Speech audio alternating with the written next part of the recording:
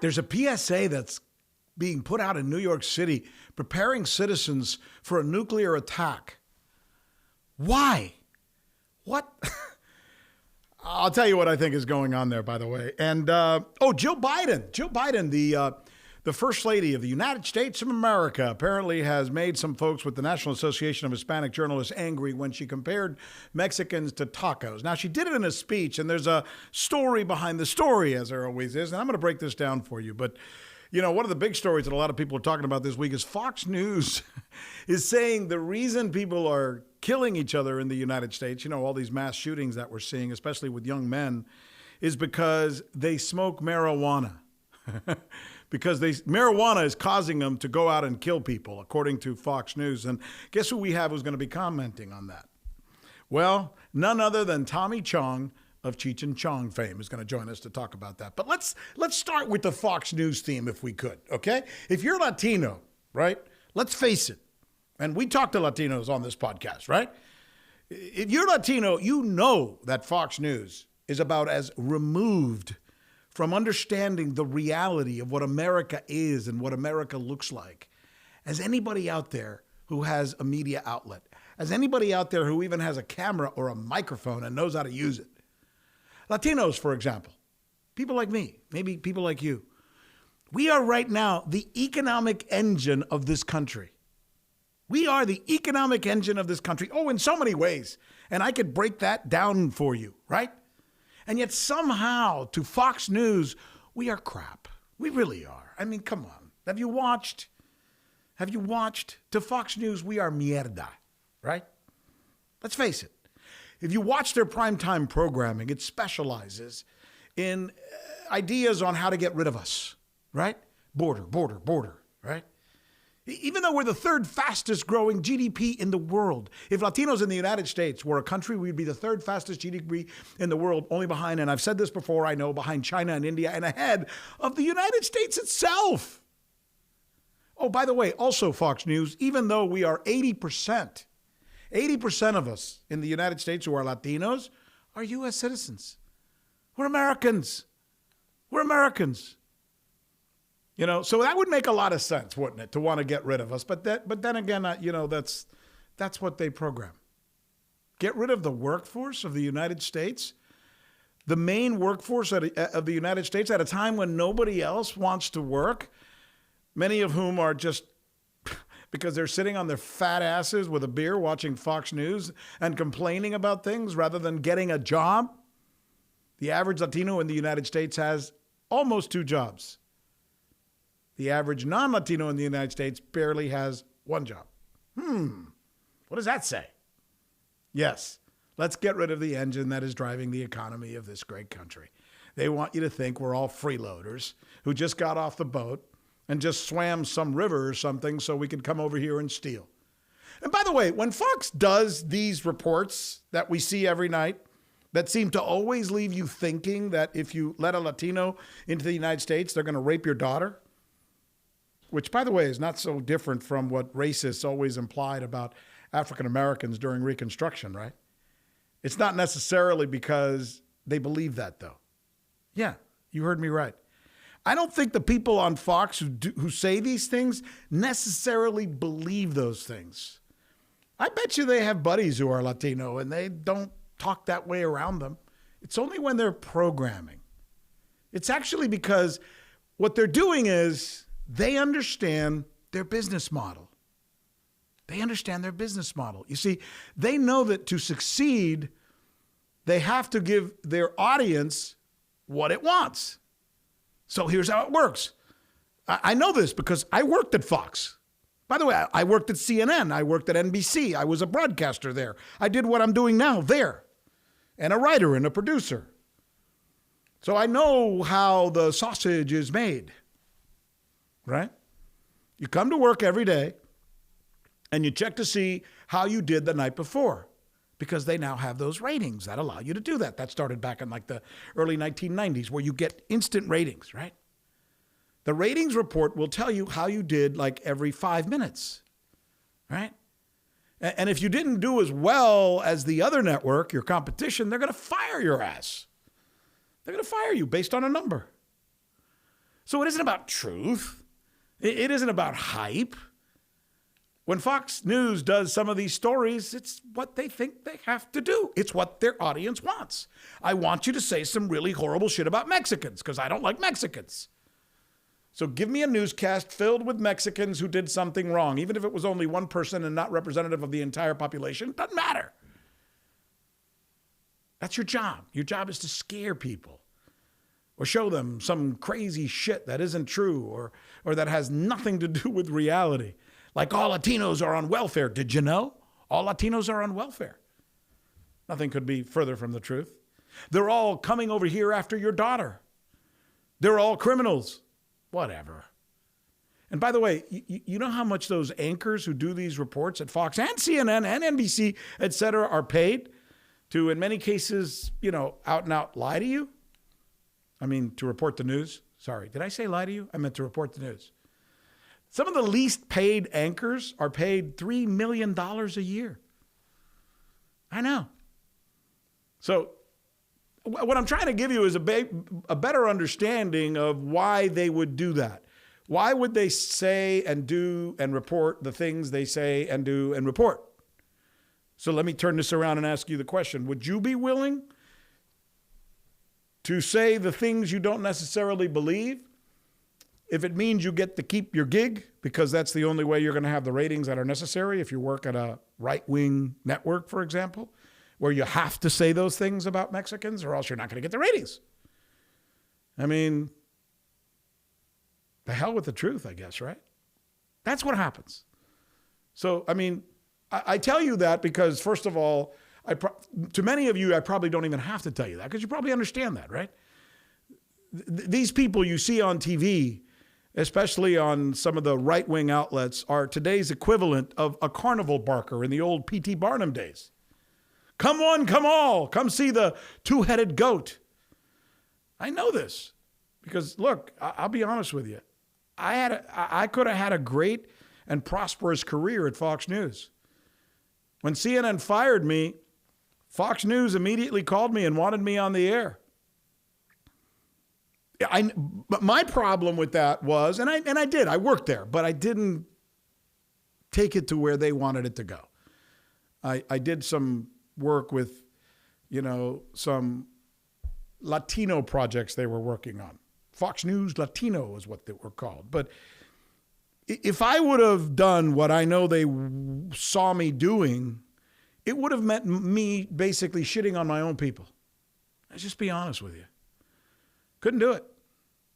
Couldn't do it. I know Fox would have loved to have had me do the 7 o'clock or the 8 o'clock or, handle one of their top newscasts. And I could have done it with my eyes closed, obviously. But you know what? I saw what they were saying and what they were doing at the time. Me as a Latino putting my name, Sanchez, on Fox News to go on the air every day and say all Mexicans are rapists and criminals, right? Or to elude that somehow the Latinos in the United States are hurting the United States because they're not real Americans. No, I couldn't do that. I'd rather be poor. I'd rather be poor. Some things you see are more important than money. Yeah, I could have easily, this gig that Tucker Carlson has now, when they lost the other dude out there, O'Reilly, they needed somebody. And I would have been the right fit, according to many inside the network. Roger Ailes himself at the time called me, wanted me to have it. We had lots of meetings. I couldn't do it. Couldn't do it. Tempting? Yeah, sure it was tempting. By the way, the red meat for the base stories that somehow imply that all Latinos are rapists and criminals that we've heard before, the kind of thing I would have had to have alluded to if I had a show on Fox in prime time, or else, I could have taken it, but nobody would have watched, right? And that rapist and criminal thing, where'd that come from? When Mexico sends its people, they're not sending their best. They're bringing drugs, they're bringing crime, they're rapists, and some, I assume, are good people. There you go again. Rapists, criminals. Doesn't matter if it's not true. This is not about facts. This is about appealing to your base, right? For example, the gun debate. There's another one. It's not about facts. I mean, you want to know what the latest Fox News gun debate talking point is? You're going to love this. You're going to absolutely love this.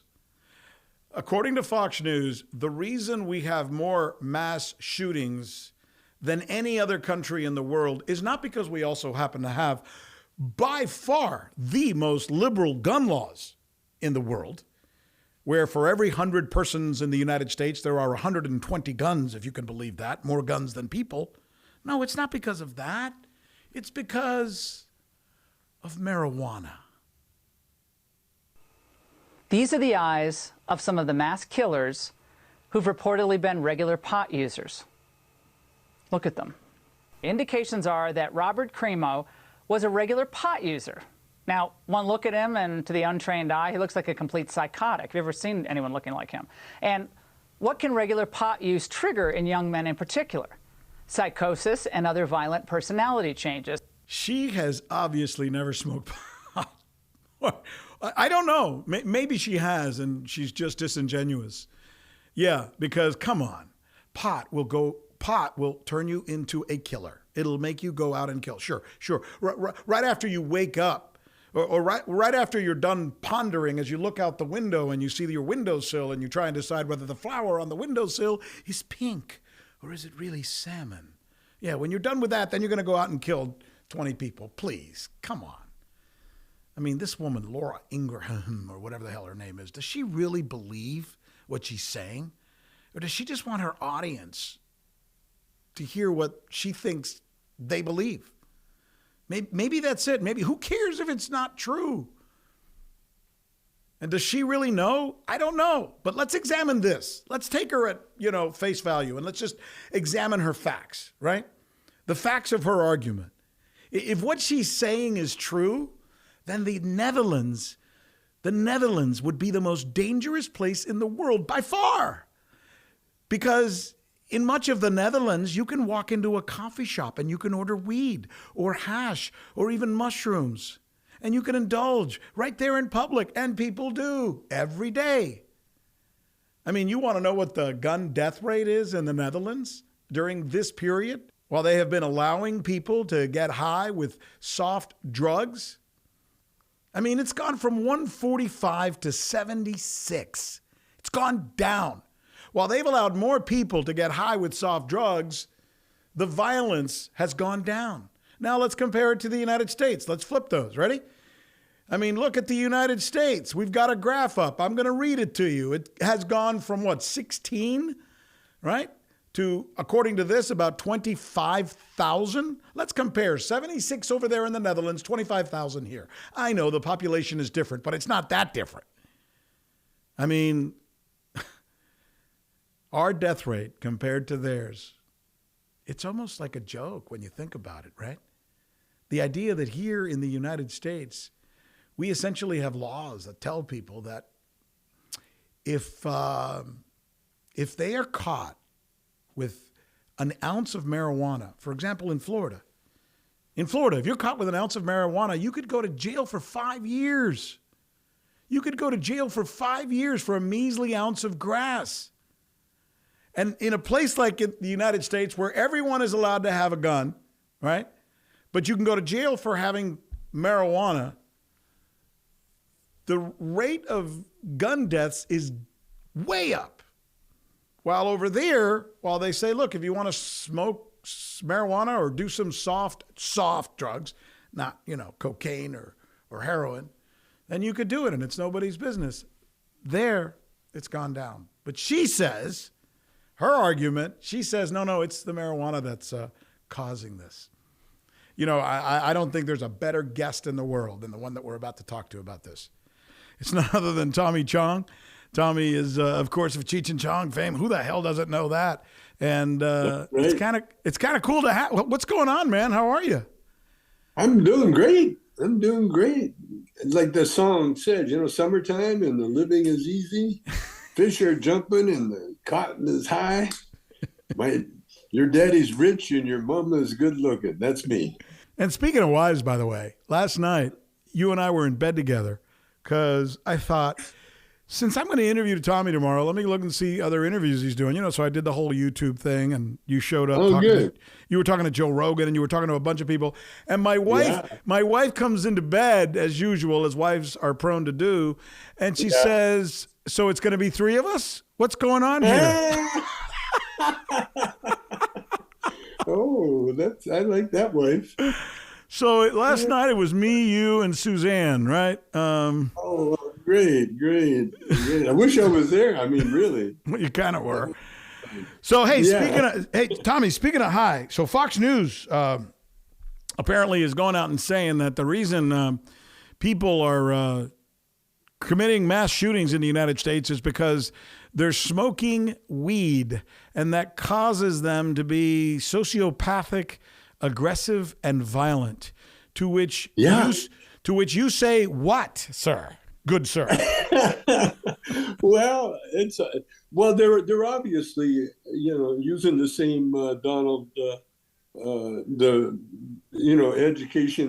educational aids that Donald Trump uses, and they're obviously on the same page as the Trump, they're imagining things. They're wishing that was true, for their people that they make money off of, that they lie to. No, it's ridiculous. And yeah, I heard about Laura Ingraham saying that, instead of banning the assault weapons or the ammunition, you got to get that weed. You got to ban the weed again. Just in case, even though it cures cancer. Just in case there's somebody out there who's never gotten high or seen marijuana or knows nothing about marijuana, would you explain to them how it is that smoking pot will probably make you less likely to want to kill somebody? It goes back centuries, if not thousands of years. The human race have always used plants for their medicine. Mm-hmm. And cannabis is at the top of the plant that is really good medicine. And it has been for many, many, many thousands, if not millions of years. And in fact, they found the Iceman, they call him. I think he was 10 million years old, something like that. And they found cannabis in his little case that he was carrying. So cannabis has always been medicine. It's in the Bible. It's called canna. It was the burning bush that Moses talked to that gave him the 10 Commandments. And the reason it worked, how it worked is that when you inhale the cannabis smoke, you get connected right to God. I mean, there's a definite connection.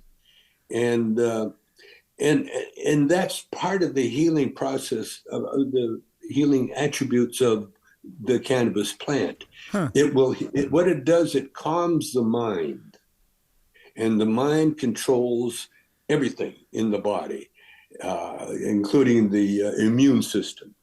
And so the more cannabis that you use, probably the healthier that you will become. And there are people that have adverse effects to cannabis, very few, by the way. They found out, I found out that you can't OD on cannabis. All that you will do is go to sleep. Yeah. And by the way, a very nice sleep. You might have some crazy dreams like I do, but for the most part, cannabis, like I say, it calms the mind. And when it calms the mind, then the body can go to work. That's why when people are deathly ill with different things, the doctors will sometimes put them into a medically induced coma. And the reason they do that is take the mind away from the healing process, and the body just heals itself. At least that's the theory. And it, for the most part, it's true. So the people that are against cannabis, for the most part, are doing it for political reasons or economic reasons. They might be into the alcohol business. Mm-hmm. There's been people in the alcohol business that really talk bad about cannabis. But I was in the cannabis business myself. I mean, in the alcohol business myself for for a while there, I had a after hours club, and it was the alcohol that caused all the problems that we ever had.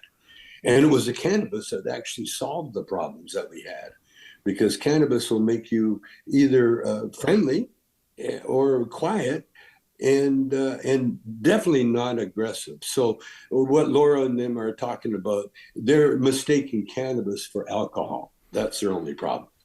Let's listen to Laura Ingraham. I'm glad I'm not the only one who doesn't pronounce her name well. Neither do you, I guess. But I guess it's Ingraham, right? Ingraham. Anyway, this woman, Laura, said these things, and we're going to play it so you could take a listen. Here it is. These are the eyes of some of the mass killers who've reportedly been regular pot users.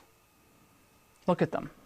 Indications are that Robert Crimo was a regular pot user. Now, one look at him, and to the untrained eye, he looks like a complete psychotic. Have you ever seen anyone looking like him? And what can regular pot use trigger in young men in particular?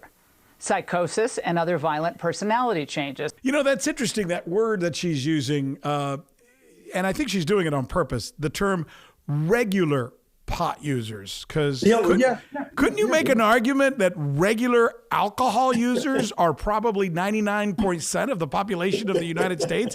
And if that means if 99% of the population of the world does something wrong, you could say, aha, they were regular alcohol users, by golly, right? Well, look at the statistics of the pandemic, okay? Bars were closed immediately. They closed them down. Boom. Why? Because people get together and get stupid. Right. You know, one of the only things that were left open and called essential was the pot shops. They never closed us down. They kept it open. Why? Because it's medicine. It's medicine for severely, people with severe problems. And some of it's mental, but for the most part, it's physical problems. And the pot helps them to the point. Well, look at the reason pot got legal was because it had Cheech and Chong really helped. I think we helped keep it illegal for a while, but it was Dr. Sanjay Gupta had this dear friend of mine, by the way. Yeah, he is? Yeah, we remember I used to do Rick's List on CNN for a long time, and he and I used to have breakfast together every morning in the commissary. He showed this baby, a year-old baby, that had epilepsy and had a stroke every 5 minutes. And they gave him the marijuana, the Charlotte's Web, I believe it was called, strain, and it eliminated her epilepsy fits to the point where the baby hugged its mother for the first time since it was born. Can you imagine that? And that was thanks to the cannabis, to the cannabis plant. So it's a miracle plant. Always has been, always will be. And the reason it was made illegal, it was the same reason that Laura and them are talking about it, is it was used by Mexicans. That's why they called it marijuana. It's funny you say that. I want to show you. So I want to put up something that I found, and I know those of you who may be watching us on YouTube are going to see that, and those of you who are listening to the podcast won't. But I'll read it to you. Look at this headline. We got this from 1913. Marijuana turns Mexicans into wild beasts. Smoking weed turns Mexicans into wild beasts. This is from 1913. Yeah. And like it, there's apparently a ton of these where for some reason the messaging was that Mexicans, Latinos, were bringing this stuff into the United States. They couldn't handle it. And it was really, what's the story behind that, Tommy? Well, that's it. That was it. It's a racist law. If you look at, you want to have fun, look at 1903 World's Fair. It was the most racist World Fair in the world. It was held, I think it was held in Chicago. Right, yeah. Or somewhere. Right, it was. Anyway, they had buildings, racist buildings built. They had a building that had a Mexican sombrero, the evil Mexican face. They had a black face with big lips, and it was all racist. And because back then, racism was the thing to do. I mean, and that's why we got blackface minstrel shows and Well, yeah. all that stuff. I mean, think about it, Tommy. I mean, the Lone Ranger, his sidekick was a guy named Tonto, which means stupid. Meanwhile, Kimosabi means he who knows everything. So the most famous show in the United States was a white dude with a white hat who knew everything and a Mexican dude who was an idiot. Yeah. And we watched it. Yeah. That's what it was. The one of the problems, not a really problem, but one of the reasons that Cheech and Chong got so popular was that we showed a caricature of a Chicano that was lovable and not threatening, and not evil, and not a criminal, not violent. We showed a Chicano that was everything but. He was lovable, and he was funny, and he was musical, like Chicanos are, And then his sidekick, me, was this dummy. Oh, by the way, there was a lot of Trumpies that used to really like me, big fans of me, because I was such a outspoken idiot, and what we did, we changed everybody's perception, because that's what it was. They demonized. See, that's what Hitler did with the Jews.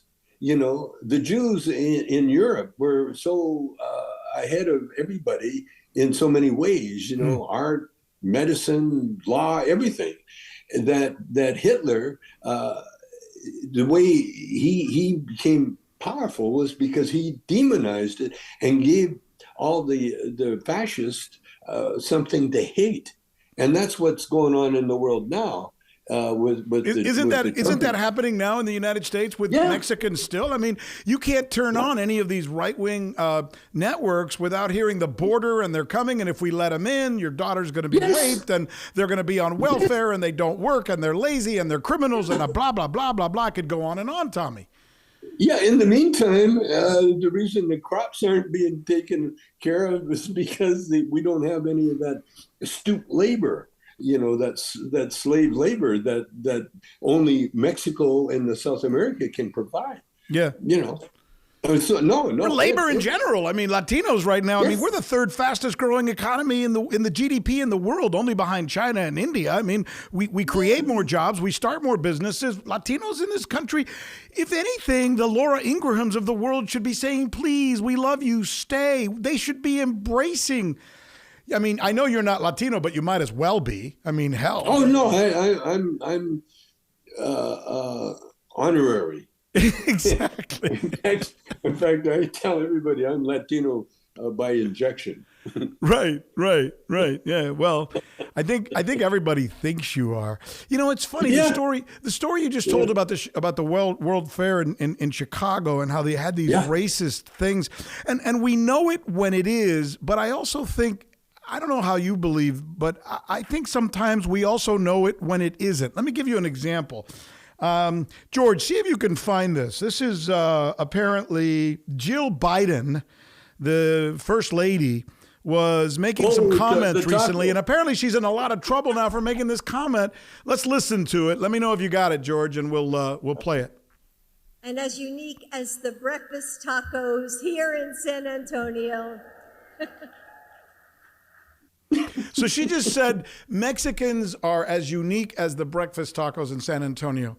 She did not mean to say something mean about it. I mean, they're ganging up on her. They're calling her names. The National Association of Hispanic Journalists said that she should apologize.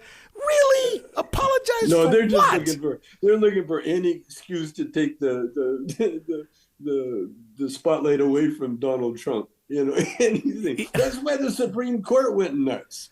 Because they had to do something. Other than that, we keep rubbing everybody's nose into the Trump mess that he made, and he's still making it. That's what I love about this guy.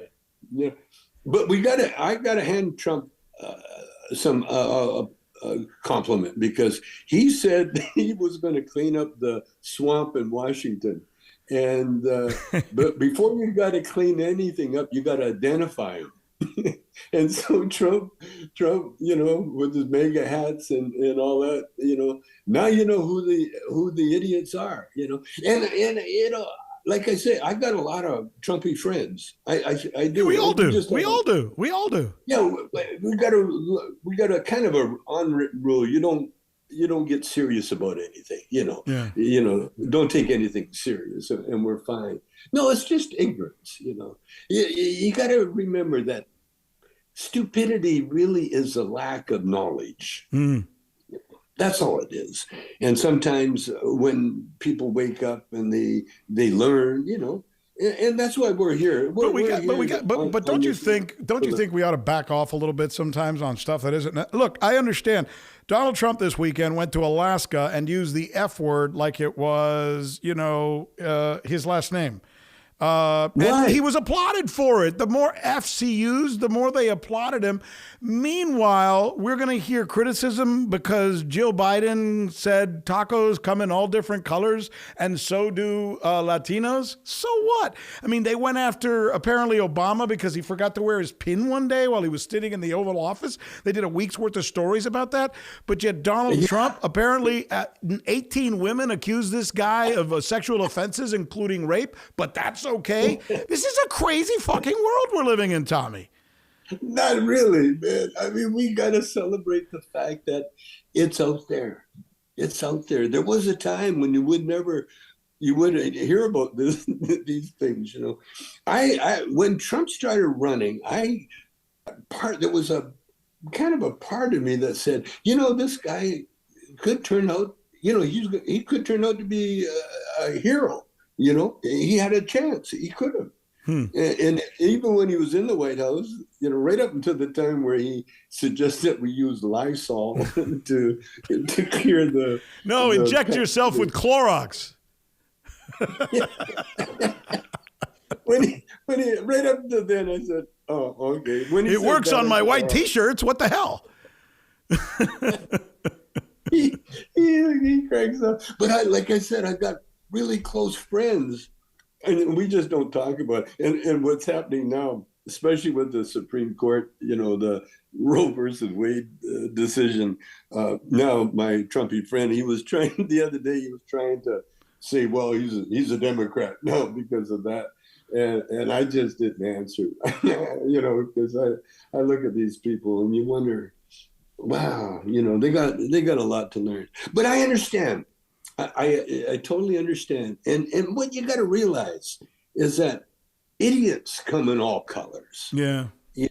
And that's what it is. When you look at the slave trade, for instance, and you do the history of the slave trade, it was the black king in West Africa that would attack the other black tribes and sold out his own people. Bondage. Yeah. Yeah. They were the ones that were their own people. And that's the way it's been through history. Like in Spain, like in all the places, China, all these places. By the way, I mentioned that big rally in Alaska, and Trump, went out there and used the F word a bunch of times. Somebody else had a lot to say. Here is, I'm combining all of your themes, Tommy. I'm way ahead of you on this one. I'm talking about the Supreme Court decision, Donald Trump, and I'm even going to get to the gun laws. But here is one of your pals, Sarah Palin, this weekend during the rally with former President Trump in Alaska. Let's take a listen. Well, my dad's words exactly were, don't retreat, reload. There you go. Yeah. Don't reload. That sounds sexual, doesn't it? Well, at a time when people are killing themselves and we're getting more mass shootings, in fact, we've had a string of them lately, for somebody to go out there and say reload? I mean, really? Tommy. I know. It's so crazy. It's so silly and so cowardly I like the one in Texas where all the cops had the armor and everything else, and they were looking at each other and saying, "Are you going in? No, I ain't going in. You going in? No, the guy's got an AK-47 or 15 or whatever it is, and I might get shot, but it's your job. No, fuck that. I ain't going in." I got another one. I got another one for you, Tommy. Here, Sarah Palin is telling women of Alaska to show their tits. Here it is. Hey, all you Alaskan chicks out there, maybe you can show them, tell them what a real woman is. Yeah, just show them. What do you think of that? Well, that's Sarah Palin. Oh, man. I think the funniest thing was the look on John McCain's face when he realized, the depth of this lady. I guess John said, "Oh, I guess I'm going to lose." But you see that whole money thing. You see, the trouble is with liars. People don't realize that. The Ten Commandments were written, they were called commandments. They're not suggestions. They say we were given a laws of how to conduct ourselves in this physical world. And these are commandments. And you can, first of all, bearing false witness, lying, is more dangerous than people can think of. Because what happens when you lie, you actually create a monster that only will eat you up. It will turn on you. But once you unleash that monster out into the world as a lie, you are the only parent of it. You created that lie. That lie is going to follow you the rest of your life. And when I say lies, I'm talking about, say, when you attacked a woman sexually, because that basically, when you rape or commit those kind of crimes, what you're doing, it's like a lie. I mean, they had no idea that you would do harm to them. Other than that, they wouldn't go near you. But so you give them this, this feeling that you're safe with them, and then you actually attack them and lie. And that's why those sexual crimes follow you the rest of your life into the next world even. What do you mean? You're talking about guys who will tell women that they are not married, or lie to them by telling them they're going to give them a promotion to sleep with them if they're the boss. That kind of lying for sexual profit, so to speak. That's what I'm talking about. Yeah. That's what I'm talking about. And so these are lies. Anytime you tell a lie that affects people, other than yourself, you own that lie.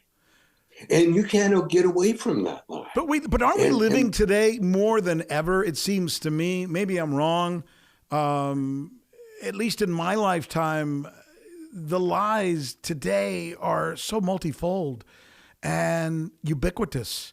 Whereas it used to be we would all tell a white lie, or we would catch somebody lying.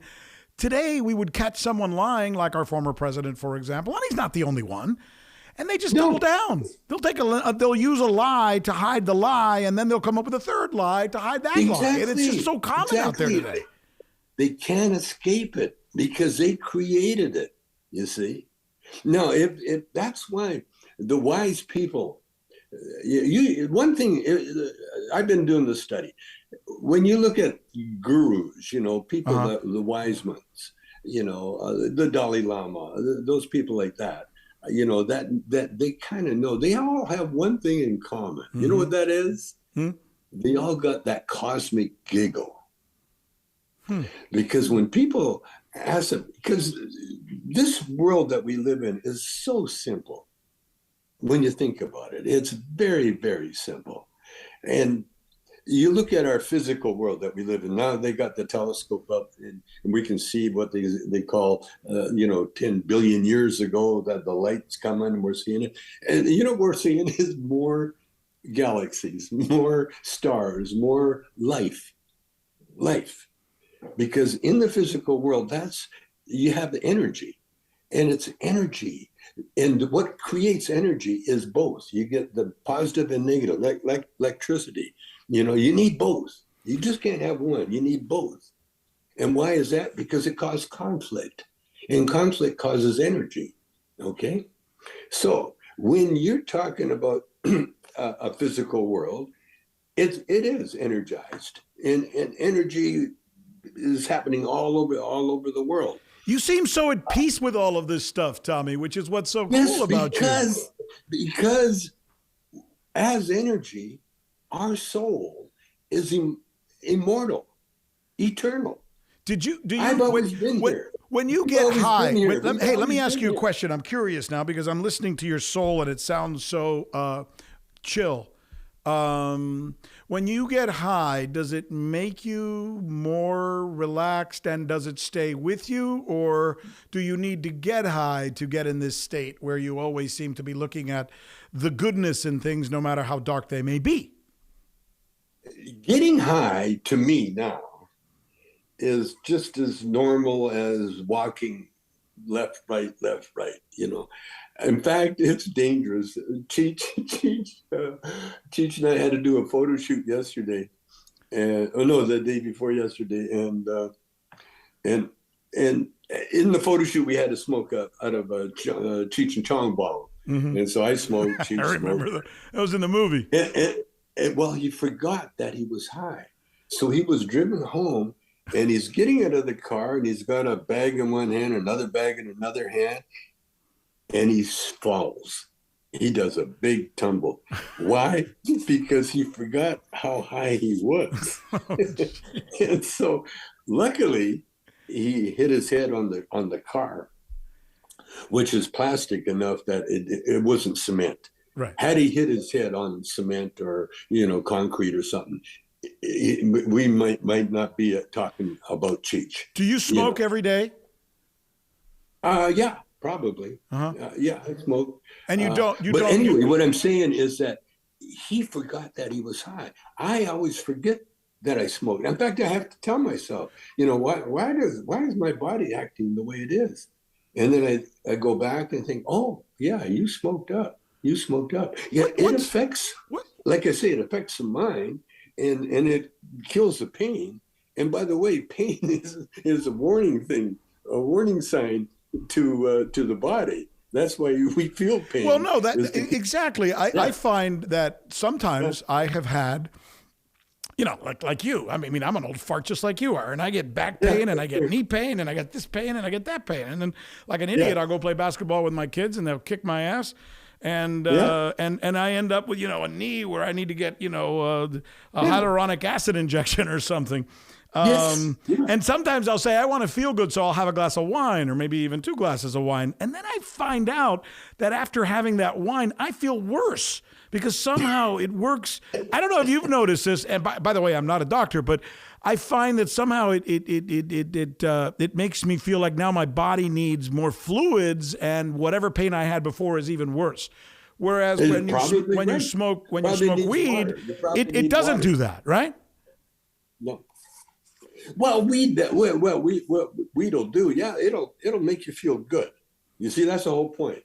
It'll make you feel good. That's why, the people that are, say on cancer medication and that, it's horrible stuff. It'll make you feel nauseous. And then you smoke up and then you feel better. See, that's why smoking will give you an appetite, smoking weed. You get hungry. And that's a good sign. That's a good sign because your body's saying, "Oh, I need this. I need water." So the munchies is a real thing, though. The munchies is a real thing, absolutely, right? Absolutely. Well, how come you're not fat? Because I got a wife that would leave me in a heartbeat if I even looked like I was. In fact, she's so aware of it. And she watches me all the time, and I listen to her.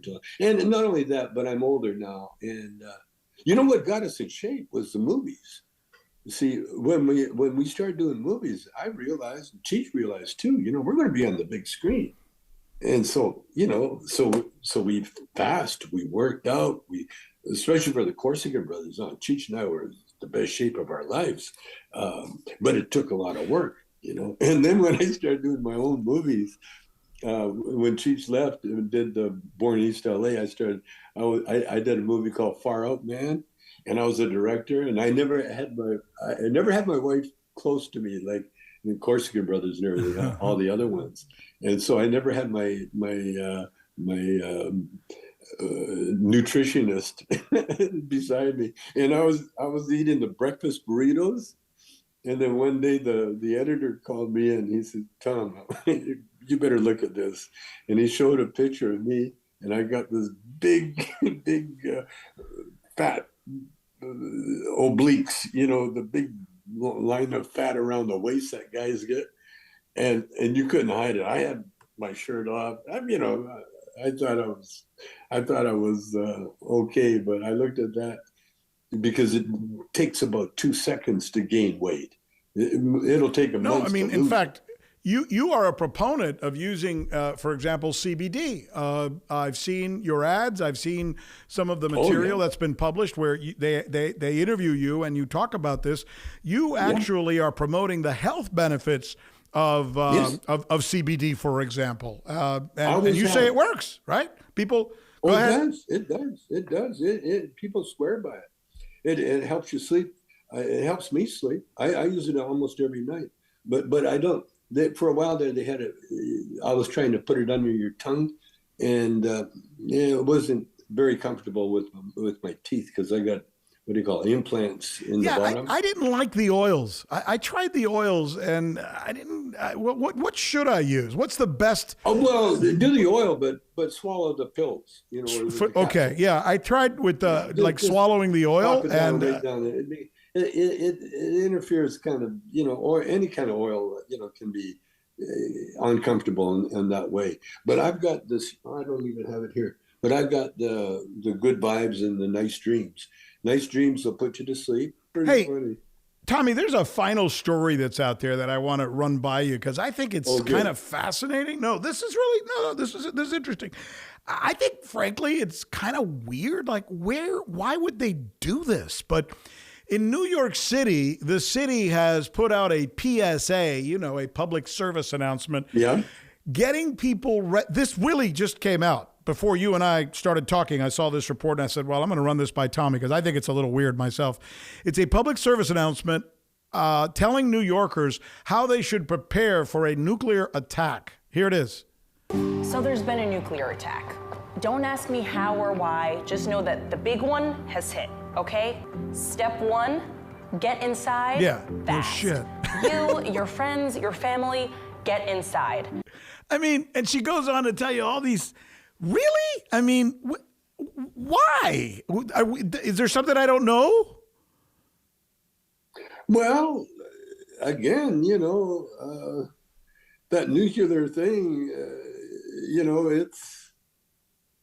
there's a lot of money, I guess, to be made with paranoia. Yes. People will listen to people that are paranoid, My wife has a habit of every once in a while, her girlfriends will come back with some cockamamie rumor about some things, and it's like, well, I had friends that didn't believe in the vaccination. No, the government's trying to. Oh my God. What you just said, I got to tell you, there is a lot of money to be made with paranoia. Yes. Yeah. Tommy Chong. Those words are actually, if you just study, I think, if you take just those words, it explains why Fox News wants everybody to be afraid of Mexicans. It explains why MSNBC is Putin, World War III, let's start it, let's attack Russia, that kind of stuff on their end. I mean, it explains Donald Trump. It explains everything that's crazy these days. There is money in fear, Tommy. Paranoia got Trump elected. Those Mexicans are coming across the border. They're taking your guns. They're going to, in the meantime, they're going to clean your house. They're going to take care of your kids. They're going to drive you. They're going to drive for you. They're going to pick your fruit. They might be your doctor. They might be your lawyer. They might be your business. All of that. No, that's usually Africans or Nigerians, right? Nigerians. Trump only wants Norwegians over here. It's so crazy. Yeah. That, like, you're right. Yeah, you're right. There's problems, but the thing I love about America is that we do have the radicals. We've had peace, and it's boring. To tell you the truth, like these countries, like Sweden or Denmark, yeah, they're beautiful and everything else, but damn, beautiful girls too. That's what I like about it. But again, oh, by the way, yeah, this is what I've been trying. I feel like you and I got to just go hang out one day. I don't know. I think we've been talking for 4.5 hours now. I just but go on. I was going to say, what was I going to say?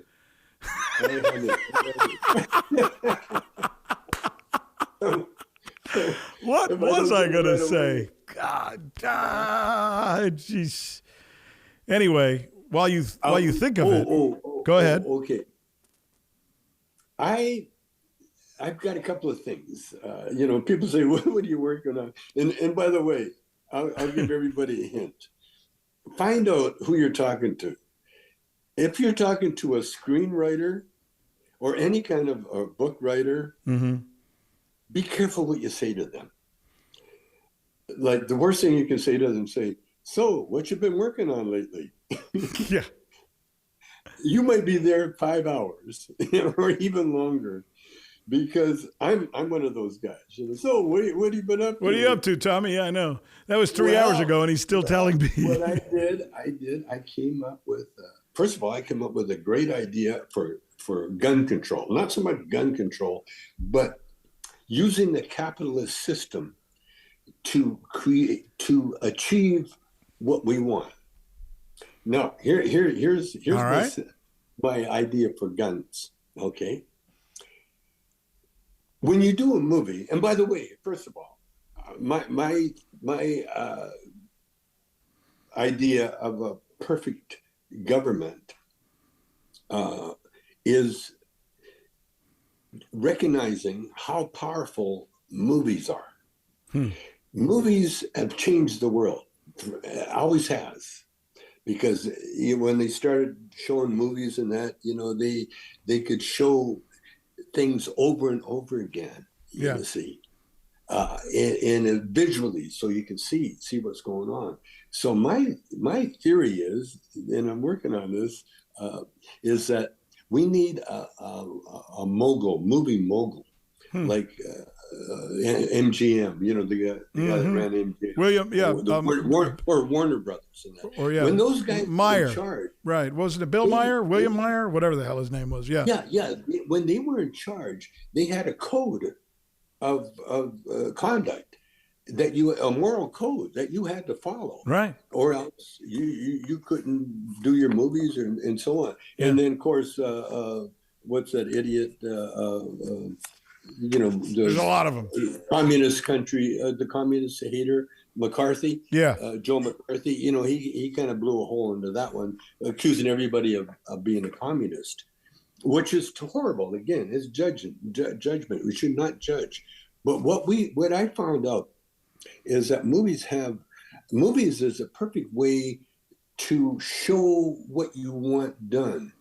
Okay, so my idea for gun control or the weapons thing is to do like you do in a movie set.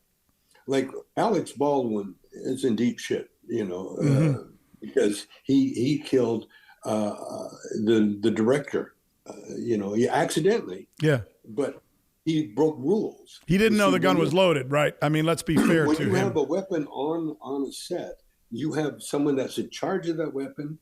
They know what's in that weapon. They don't give it to the other guy unless the guy knows exactly what to do and everything else. They broke rules.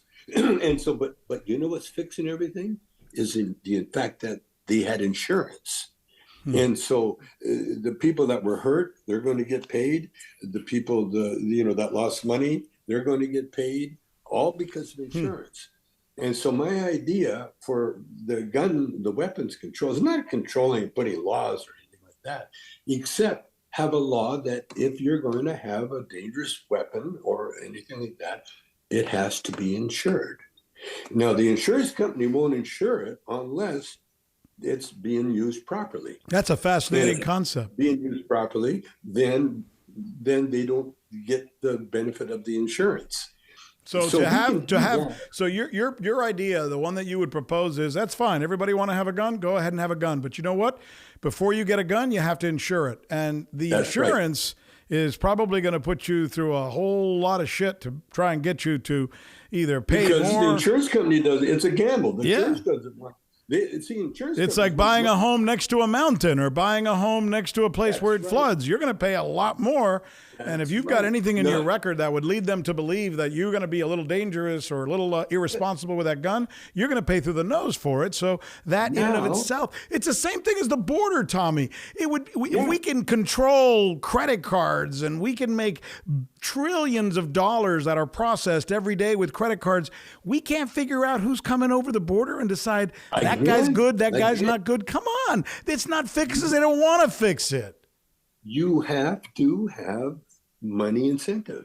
Yeah. Here's the border. Here's my for the border is to have people. Now, this is what I want to do. I want to shoot a movie about the migration from the South America. Okay. Now, what I want to do, I want to form a movie company, and I want to hire all the people that marched in that long trek. I want to hire them as actors. I want to get them visas. I want to bring them into the country. And the thing is about an acting a movie company is everybody works. Yeah. Even the people that don't, that are laid up even. You can even put them to work. They actually extras or whatever, or babysitters or whatever. And they actually pay well. To do. Yeah. And the great thing about a movie company is that in order to work for a movie company, you have to join all the guilds, and so you have health coverage, you're insured, the kids have to go to school because and so the schools are it's funny, I'm listening to you and you're proposing capitalism, but at the same time you want to make sure it's properly regulated, and because you're proposing capitalist, the left is going to say, oh, look at you, you're a fascist, but because you're also proposing regulations, the right is going to say you're a communist. So you know what, that's the world we live in, Tommy. No, you can't win. Me all you want, but it works. Here's the thing: when you bet someone into a movie, to hire them for a movie, you know everything about them. You know their education. You know everything about them, and there's a moral code with everything. And by the way, that's my solution for the homeless too. You know what the homeless solution is? Mm-hmm. Is to designate areas as a movie set. And everybody on that set, you either work for the movie company as an actor or writer, whatever, joining all the guilds, or if you're, say, a nutcase that doesn't want to be around people and that, you have to leave that area. You can't be in that area because it's a movie set. And then when the movie's finished, we strike the set. Because you shouldn't have people living on the street without proper sanitation and all that other stuff. No matter who they are. If you want to go to a camp, you want to be a camper, then go to a campground.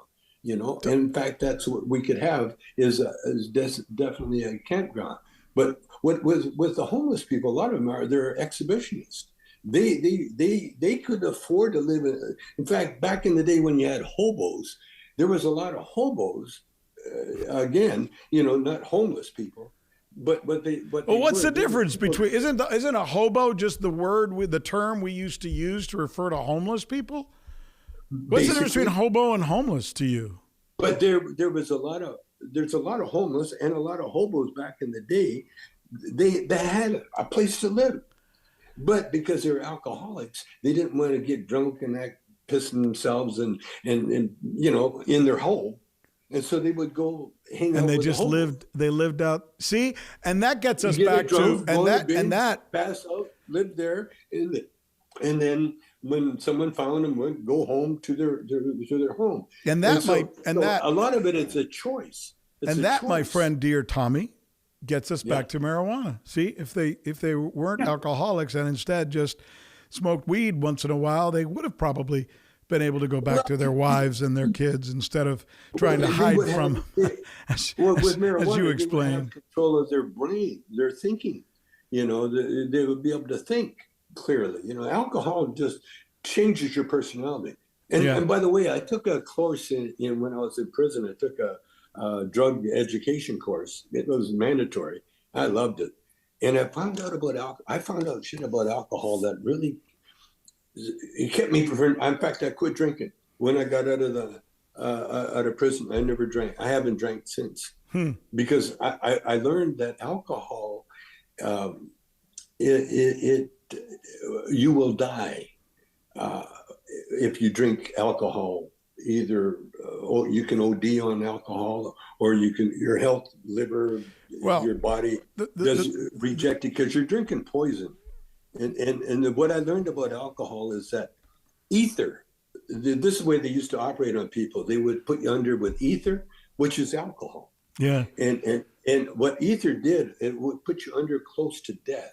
That's why you have the people, the anesthesiologist standing there watching your heart and everything else. Because if you get too much, you're going to die. So they're there. No, listen, your argument is sound. The fact of the matter is no one has ever been known to die from marijuana use. No. And tens of thousands of people die weekly all around the world from, in one form or another, from the use and abuse of alcohol. Yeah. By the way, I should let people know, and it's important that if you want to get a hold of Tommy, he's on Instagram, and he also is on Twitter, and in fact, he's actually on there a lot. So you can get a hold of him there if you want to chat with him after listening to some of the crazy stuff he said here. My son actually banned me from Twitter. I mean, I got people that handle my Twitter accounts, but I got a little bit too carried away. Well, tell him, make sure you tell him to go to Agua Media and to Rick Sanchez News, so that way we can maybe. Which one again? Rick Sanchez News, which is what this podcast is called, since I used to be a news guy for so long. And our company is called Agua Media. And what we do is we essentially are going to be the very first podcast company for Latinos in the United States. And that's not just to say, let's do a podcast company for Latinos because there's a lot of Latinos out there. No, we actually talk about the stuff that Latinos should be talking about that you're never going to hear on MSNBC or on Fox News or on ABC or anywhere else. And that's what we do here. And we think it's important because we're 20% of the population of the United States right now. 80% of us are American citizens. I mean, and this used to be Mexico. Yeah, exactly. And this used to be Mexico, my friend. Let me tell you something. Let me tell our folks out there, I encourage you to go to look for our podcast. It's on Spotify. It's on Apple. It's on wherever you can find it. And obviously on YouTube, it's Rick Sanchez News. And, subscribe. All you got to do is hit that little button. And we'll have more conversations with people like Tommy. But this has been one of the best conversations I've had in a long time. I'm going to get you to come down to Florida. I got a ranch down here, and you and I are going to hang out by the pool, and we're going to just continue this, okay? Is that cool with you? Yeah, and I'll bring my strips so we won't have to worry about any legal problems. I have my tongue out already, and it's ready to go. Thank you, Tommy. Okay, bro. Great conversation, man. Take care. God bless. Be good. And stay healthy and stay strong. And by the way, there you go.